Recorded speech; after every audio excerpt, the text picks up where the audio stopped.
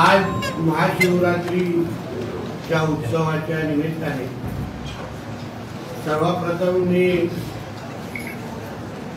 सिंधुदुर्गच्या जनतेला जिल्ह्याचा पालकमंत्री म्हणून मी मनापासून आपण सर्वजणांना शुभेच्छा देतो। कालच मी कुणकेश्वराचे मंदिराची शासकीय पूजा पालकमंत्री म्हणून माझ्या हस्ते कालच रात्री झाली आणि आज ह्या शुभ दिवशी जिल्ह्याच्या जनतेला एक गोड बातमी द्यावी म्हणून ही पत्रकार परिषद आज बोलवलेली आहे। आपल्या सिंधुदुर्ग जिल्ह्याच्या विकासाच्या दृष्टिकोनातून जिल्हा नियोजनासाठी आपल्या जिल्ह्याला 300 कोटी प्राप्त झालेले आहेत, मान्यता मिळालेली आहे। 300 कोटी खरं म्हटलं तर सिंधुरत्न आणि या सगळ्या योजना ऍड केल्या तर ते 300च्या पण वरती जात आहे, पण तरी माझ्याकडे 300 कोटीची मान्यता आलेली आहे। त्याचबरोबर गेल्या वर्षीचे जे 50 कोटी आहेत, गेल्या वर्षीचा आरेखडा जवळपास 250 कोटीचा होता आणि गेल्या वर्षीच्या शेवटचे जे 50 कोटी आहेत जे साधारण आपल्याला मार्चच्या दुसऱ्या आठवड्यात भेटायचे ते आत्ताच आमच्या जिल्हा नियोजन अधिकाऱ्यांकडे प्राप्त झालेले आहेत, मिळालेले आहेत आणि म्हणून येणाऱ्या 31 तारखेपर्यंत आपण 100% दायित्व सकट आपण हे 250 कोटी गेल्या वर्षीचा जो काही 250 कोटीचा जो काही आपला प्लॅन होता तो 250 कोटी पूर्ण 100% आमचे खर्च होणार आहेत आणि मग एप्रिल पासून या 300 कोटीचं नियोजन आम्ही आमच्या माध्यमातून सुरू करणार आहोत। जसं मी आपल्याला पहिल्या दिवशी बोललो होतो की या जिल्ह्यामध्ये विकासाचे आर्थिक शिस्त लावण्याचं काम जिल्ह्याचा पालकमंत्री म्हणून मी करणार आहे असा विश्वास जिल्ह्याच्या जनतेला मी दिला होता। त्याच अनुसार जिल्हा नियोजनाची बैठक एप्रिलच्या पहिल्या आठवड्यात घेण्यात येईल। आमचा प्रयत्न असेल की ऑक्टोबर पर्यंत सगळे बिलं निघतील आणि डिसेंबर पर्यंत हा सगळा खर्च 100% खर्च करण्याचा मानस हे जिल्ह्याचा पालकमंत्री म्हणून जिल्हा नियोजन अधिकारी आणि आमच्या सगळ्यांची तशी तयारी आहे आणि मग शेवटच्या 3 महिन्यामध्ये म्हणजे डिसेंबर म्हणजे जानेवारी ते मार्च मध्ये आदरणीय मुख्यमंत्री देवेंद्र फडणवीस जी, आमचे उपमुख्यमंत्री अजितदादा पवार जे अर्थ मंत्री पण आहेत आणि एकनाथ शिंदे साहेब या तिघांना आग्रह करून माझ्या जिल्ह्यासाठी शेवटच्या 3 महिन्यामध्ये हे 300 कोटी डिसेंबर पर्यंत खर्च करणार आणि शेवटच्या 3 महिन्यामध्ये अजून 100 कोटीची मागणी हे मी माझ्याकडून करण्याची माझी तयारी आहे। म्हणजे पुढच्या 31 मार्च पर्यंत आपल्या जिल्ह्याला 400 कोटी हे जिल्हा नियोजनासाठी आणण्याची तयारी आणि नियोजन ही माझ्या माध्यमातून मी केलेला आहे आणि म्हणून जिल्ह्याच्या जनतेला मी विश्वास देतो की आमचं महायुतीचं सरकार, आमचे राज्याचे प्रमुख आदरणीय देवेंद्र फडणवीस साहेब, आमचे अजितदादा पवारजी आणि आमचे एकनाथ शिंदे साहेब हे आमच्या जिल्ह्याच्या विकासासंदर्भात किती गंभीर आहेत। आम्ही जे काही प्रस्ताव, जे काय आमचं म्हणणं जिल्ह्याचा पालकमंत्री, जिल्ह्याचे जिल्हाधिकारी आणि जिल्ह्याचे जिल्हा नियोजन अधिकारी म्हणून आम्ही जे मुंबईच्या मंत्रालय बैठकीमध्ये त्याला विविध आमच्या योजना सांगितल्या, उपयोजना सांगितल्या, आम्हाला नेमकं हे पैसे का हवे आहेत आणि आम्ही त्याचे कसे खर्च करणार याचे सगळ्याचं नियोजन आम्ही त्यांना सांगितलं। कुठल्या कुठल्या क्षेत्रामध्ये आम्हाला अजून खर्च करायचा आहे जेणेकरून जिल्ह्याच्या जनतेचं दरडोई उत्पन्न वाढेल, त्या क्षेत्रामध्ये वाढ आम्हाला मिळालेली आहे, टाटा हेल्थच्या खालती आम्हाला पैसे मिळालेले आहेत. म्हणजे आम्ही जो विश्वास जिल्ह्याच्या प्रमुखांना म्हणजे राज्याच्या प्रमुखांना आणि दोन्ही उपमुख्यमंत्र्यांना दिला, त्या आमच्या शब्दावर त्यांनी विश्वास ठेवला. मी हेही उल्लेख करेन की 31 मार्च पर्यंत हा जो प्रवास आहे तो सुखर नव्हता, तो खडतरच होता. आमच्या औरस कार्यालयामध्ये काही लोक निर्णय घेण्यासाठी 2 वेळा 10 वेळा विचार करतात. लोकांच्या जनतेच्या हिताचे पण निर्णय लवकर घेतले जात नाही. सुट्ट्यांचं प्रमाण मोठ्या प्रमाणामध्ये अधिकाऱ्यांमध्ये आहे. या सगळ्या गोष्टीमध्ये शिस्त आणण्याची जबाबदारी ही आता जिल्ह्याचा पालकमंत्री म्हणून माझी आहे. त्यानुसार मी माझा कारभार सुरू केलेला आहे. हे आता शेवटचं वर्ष असेल जेव्हा आपण उदाहरण गेल्या 1.5-2 महिन्यामध्ये आम्हाला 250 कोटी खर्च करण्याची आमच्यावर बोजा होता किंवा जबाबदारी होती. म्हणजे वर्ष संपेपर्यंत आपले पैसे खर्चच होत नव्हते, पडतच नव्हते. मग आम्ही सगळ्यांनी प्रशासनाच्या मागे लागून आम्ही त्या गोष्टी करून घेतलेल्या आहेत.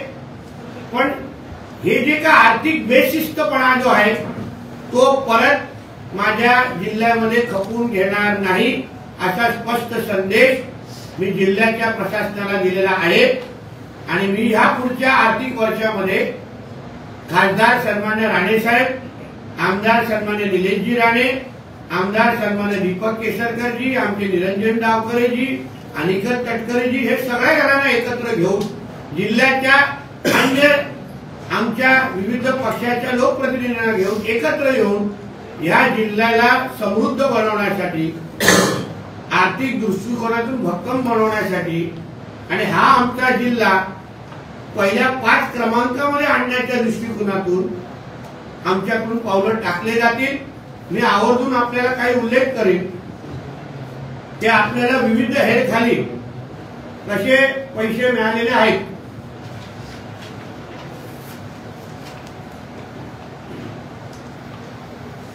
म्हणजे जिल्ह्याच्या मच्छीमार सहकारी संस्था आणि या सगळ्यासाठी गेल्या वर्षी 5 कोटी होती, यावेळी 6 कोटी झालेले आहेत. ग्रामपंचायतीच्या सुधारणे या ग्राम विकास यांच्या खाली आपल्याकडे गेल्या वर्षी 3.5 कोटी 50 होते, यावेळी 4 कोटी 100 झालेले आहेत. त्याचबरोबर साखव बांधकाम जे आमच्या सगळ्यांसाठी अतिशय महत्वाचा असतो ते 9 कोटीचे 12 कोटी झालेले आहेत.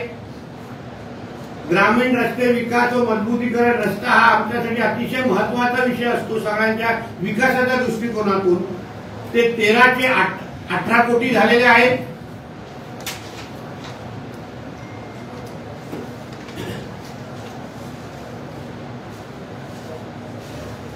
पर्यटन जो आमच्या जिल्ह्याच्या दृष्टिकोनातून उदाहरण मी असो, जिल्हाधिकारी असो आणि जिल्हा नियोजन अधिकारी असो, आम्ही अजितदादांना असेल किंवा मुख्यमंत्र्यांना आम्ही विश्वास दिलेला की पर्यटनाच्या आधारे आम्हाला आमच्या जिल्ह्याचा विकास करायचा आहे. म्हणून त्यासाठी तुम्ही आम्हाला जादा निधी द्या, आम्हाला रोजगार निर्मिती करायची आहे. त्यासाठी ते 8 कोटीचे ते आपल्याला 10 कोटी झालेले आहेत. मग तिथे 2 कोटीची वाढ आपल्याला मिळालेली आहे. नगर विकास शहर, आपल्याकडे जे शहर जे मोठ्या प्रमाणामध्ये वाढत आहे, आपल्याकडे 8 शहर आहेत. मागासवर्गीय कल्याण विकास निधी ती आपली 282 झालेली आहे, 2 कोटीचे 382 झालेले आहेत. महिला बाल विकास 360 ते 435 झालेले आहेत. सर्वात महत्वाचं म्हणजे नाविन्यपूर्ण योजना, ज्याच्यामुळे आम्ही नवीन योजनांना प्रोत्साहन देऊ शकतो. नवीन जे काही संकल्पना आमचे विविध सरपंच असो, लोकप्रतिनिधी असो, ग्रामीण भागातील जनता जे काही नवीन संकल्पना त्यांना राबवायचं आहे, तो त्यांना त्या विकासाला चालना देण्यासाठी पालकमंत्री म्हणून मी त्यांना मदत करू शकतो. त्याच्यामध्ये पण 11 ना 11चे जवळपास 1269 झालेले आहे. म्हणजे सगळ्या हेड खाली आरोग्याखाली पण झालेले आहे. सर्व 1.5-2 कोटी तिथे वाढलेले. म्हणजे जिथे जिथे काही निकष असेही लावलेले आहेत. उदाहरण काही खात्यांनी गेल्या वर्षी जे योग्य पद्धतीने खर्च केला नाही, खर्च पाडले नाही, त्यांच्यावर पण आम्ही थोडी आर्थिक शिस्त लावण्याच्या दृष्टिकोनातून तिथे जास्त पैसे वाढवायला सांगितलेले नाही. तर त्यांनाही कळून दे की बाबा 100% जोपर्यंत तुम्ही तुमच्या खात्याचा निधी खर्च करत नाही तोपर्यंत आम्ही त्याला प्रोत्साहन देणार नाही. म्हणजे नुसतं तुमचं खातं महत्वाचं आहे म्हणून तुम्ही बिलच काढायची नाही, पैसे आमचे साठवून ठेवायचे, अशा गोष्टी चालणार नाही. म्हणून काही आर्थिक शिस्त लावण्याच्या दृष्टिकोनातून या त्या हेडच्या खाली आम्ही प्लॅनिंग केलेली आहे, नियोजन केलेले आहे. आणि त्या दृष्टिकोनातून आमच्या जिल्ह्याला 300 कोटीचा जो काही मान्यता आम्हाला मिळालेली आहे तो खर्च आता येणाऱ्या आर्थिक वर्षापासून आम्ही करायला सुरू करणार आहोत. याच्यात हेही सांगतो की मी ह्याच्यात ते सिंधू रत्नाची योजना मोजलेली नाही. त्याचे आमचे दीपक केसरकरजी त्याचं नियोजन करतात म्हणून त्याचं स्वातंत्र्य त्यांना दिलेलं आहे. पण त्याही गोष्टी आमच्या जिल्ह्याच्या विकासासाठीच खर्च होतात म्हणून ते त्याच्यामध्ये वाढ आहे. पण निकष वेगळे ठेवलेले आहेत. त्याला काय मी त्याबद्दल तेच तुम्हाला माहिती देतील, तेच चर्चा करतील. पण एकंदरीत जिल्ह्याच्या विकासामध्ये त्याही सिंधू रत्न योजनेचा पण हातभार मोठ्या प्रमाणामध्ये असतो. म्हणून अशा दृष्टिकोनातून आमच्या जिल्ह्याच्या विकासासाठी एक महत्वाचा दिवस, जिथे आपण 200 मध्ये होतो आता 300च्या ब्रॅकेटमध्ये गेलेलो आहे. माझा प्रयत्न असेल की ह्या पूर्ण 5 वर्षामध्ये मी माझ्या जिल्ह्याच्या विकासासाठी जेव्हा 29 पर्यंत हा प्रवास मी 1000 कोटीपर्यंत मी घेऊन जाण्याच्या दृष्टिकोनातून माझे प्रयत्न असणार. मी माझी राजकीय ताकद वापरीन हा शब्द जिल्ह्याच्या जनतेला मी ह्या निमित्ताने देईन. दुसरा एक विषय याच्यानंतर घेईन की आपल्या 28 तारखेला संध्याकाळी आपल्या देवगडमध्ये कोकण सन्मान जे काही इथे क्रिएटर आहेत, युट्यूबर आणि या सगळ्याच्या क्रिएटर्ससाठी एक कोकण सन्मान पुरस्काराचा कार्यक्रम आपण देवगडमध्ये संध्याकाळी 7 वाजता वेगा हॉटेलच्या मागे घेणार आहोत. महाराष्ट्रातल्या कोकणातले विविध क्रिएटर जे युट्यूबरवर आहेत, रील बनवतात, त्या सगळ्यांना एकत्र घेऊन जे गेल्या वर्षी आम्ही कणकवलीला केलेला तो ह्या वर्षी आम्ही देवगडमध्ये करतोय. त्यामुळे देवगडच्या विकासाच्या दृष्टिकोनातून, देवगडच्या पर्यटन विकासाच्या दृष्टिकोनातून ह्या युट्यूबर ज्यांच्या प्रत्येकाचे फॉलोअर हा 1.5, 2, 4 लाख आहेत, त्यांचं युट्यूबरचं आणि या लोकांचं महत्व आज वेगळं आहे. आणि म्हणून त्यांना एकत्र करून या जिल्ह्याच्या विकासाच्या दृष्टिकोनातून त्यांना बरोबर घेऊन त्यांचा सन्मान करण्यासाठी कोकण सन्मानाचा कार्यक्रमाचा 2रा वर्ष हे आमच्या देवगडमध्ये होत आहे. शेवटचा एक वर्ष विषय बोलून संपवतो. आदरणीय नरेंद्र महाराजांच्या बाबतीमध्ये काँग्रेसचे माजी विरोधी पक्ष नेते विजय वडेट्टीवारजीने, विजय वडेट्टीवार म्हणेन किंवा विजय म्हणेन त्याला, कारण त्याला लोकांना सन्मान द्यायला येत नाही, ज्यांनी आमच्या नरेंद्र महाराजींना त्यांचा एकेरी उल्लेख केला.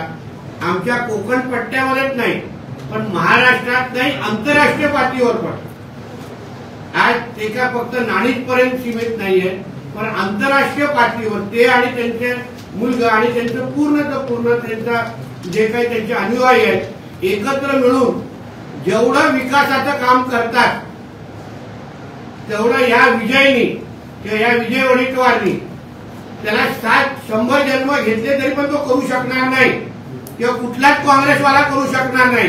हे सगळे हिंदू द्वेषी आहेत.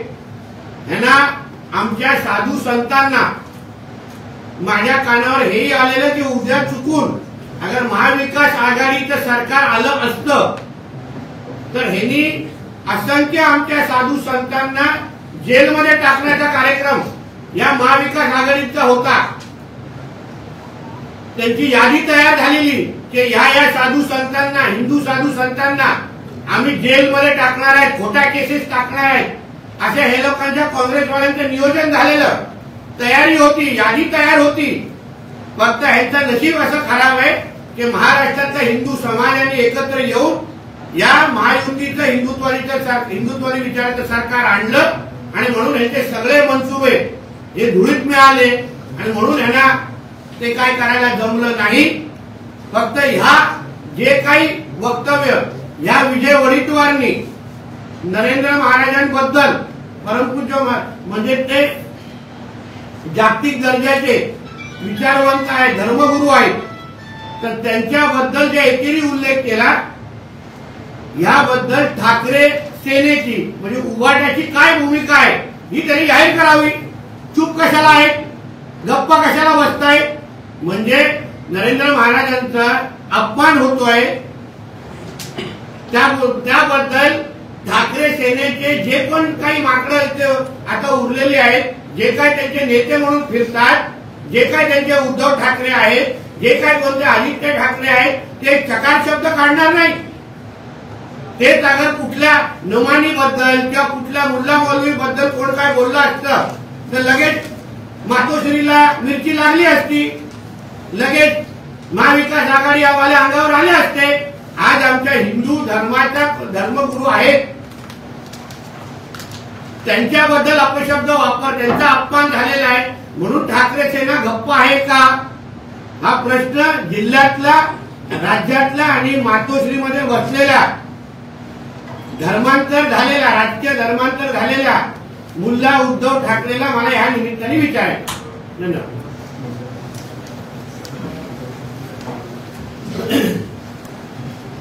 या संबंधित काय प्रश्न असतील तर विचारू.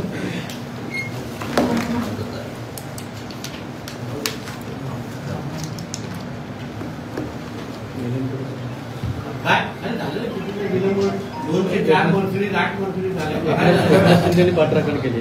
एकनाथ शिंदेने पाठराखण. ज्यांना जे शिवसेनेचा इतिहास ज्यांना माहिती आहे, मग ते आदरणीय राणे साहेब असतील, आदरणीय एकनाथ शिंदे साहेब असतील, जे जुने शिवसैनिक आहेत त्या प्रत्येकाला माहिती आहे की नीलम गोरे काही जे बोलले ते सत्यच आहे.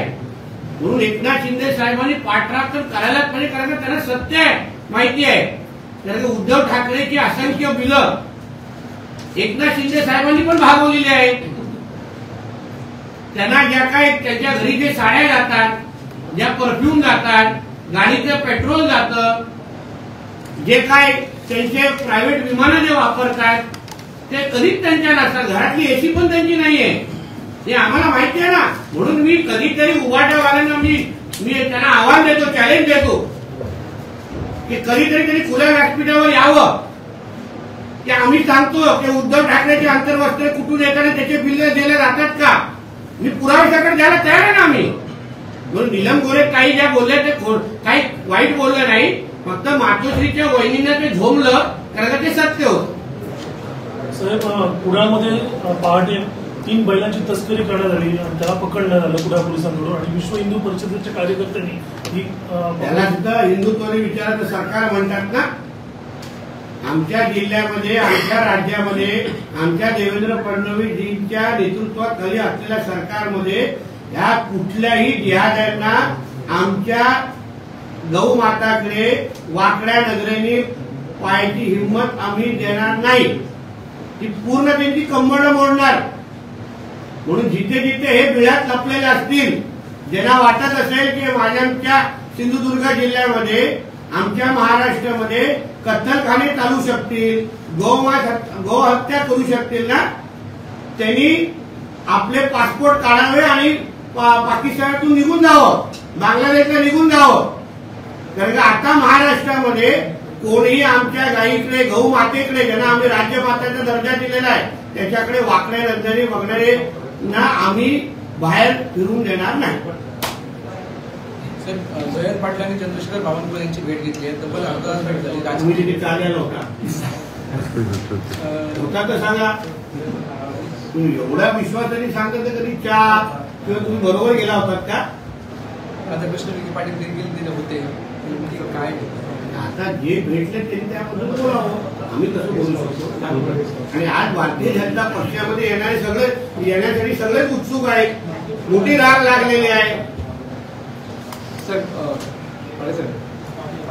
उद्धव ठाकरे गटाची जी सध्या वाताहत होते आहे त्या अनुषंगाने सध्या आता पुन्हा या संदर्भात भर देण्यासाठी 3 तारखेपासून ठाण्यापासून नेत्यांची यात्रा सुरू होणार आहे. काय सांगाल तुम्ही?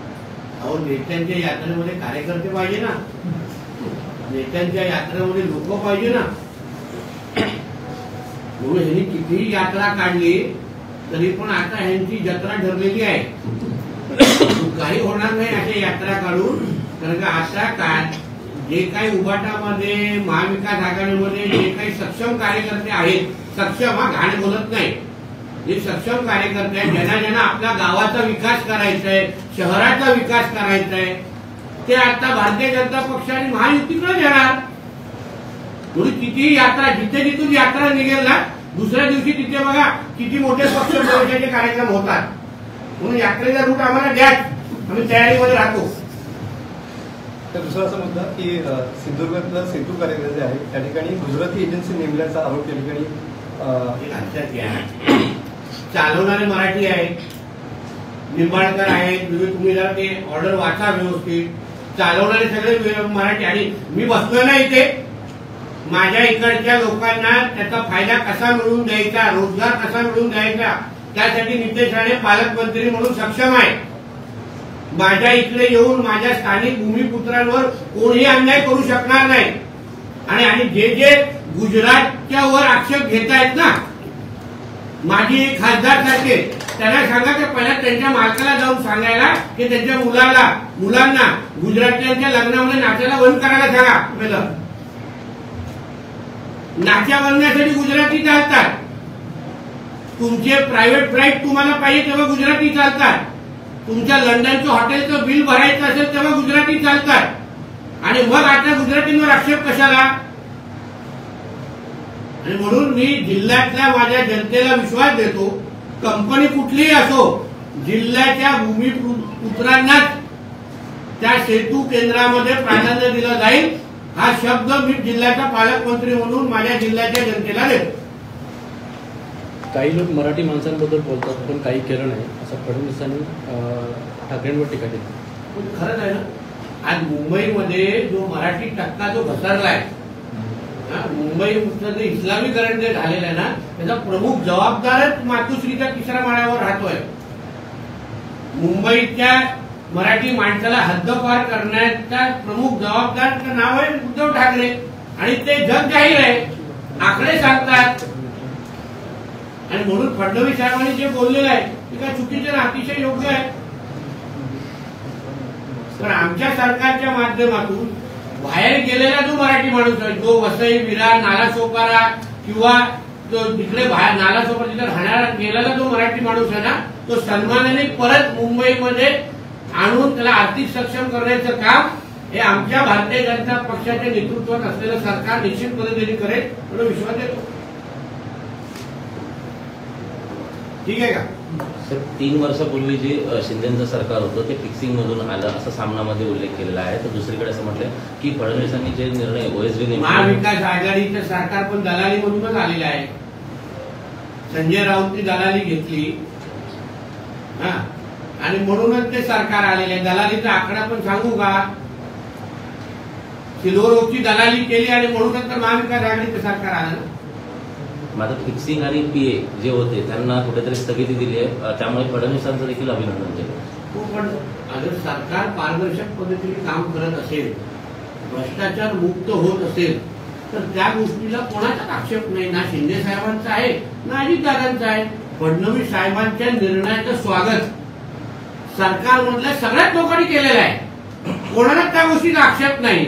प्रत्येकाची म्हणजे आमची मुख्यमंत्री आणि दोन्ही उपमुख्यमंत्री आणि मंत्रिमंडळाची इच्छाच आहे की हे सरकार भ्रष्टाचार मुक्त असावं, पारदर्शक असावं, लोकभिमुख असावं, ही आमची सगळ्यांची इच्छा असल्यामुळे फडणवीस साहेबांच्या निर्णयाचं आम्ही सगळ्यांनी स्वागत केलेलं आहे. हे काय महाविकास आघाडीचं सरकार नाही, फिक्सर आणि मॅच फिक्सर वाल्यांचं, हे दलालांचं. एबीपी माझा, उघडा डोळे बघा नीट.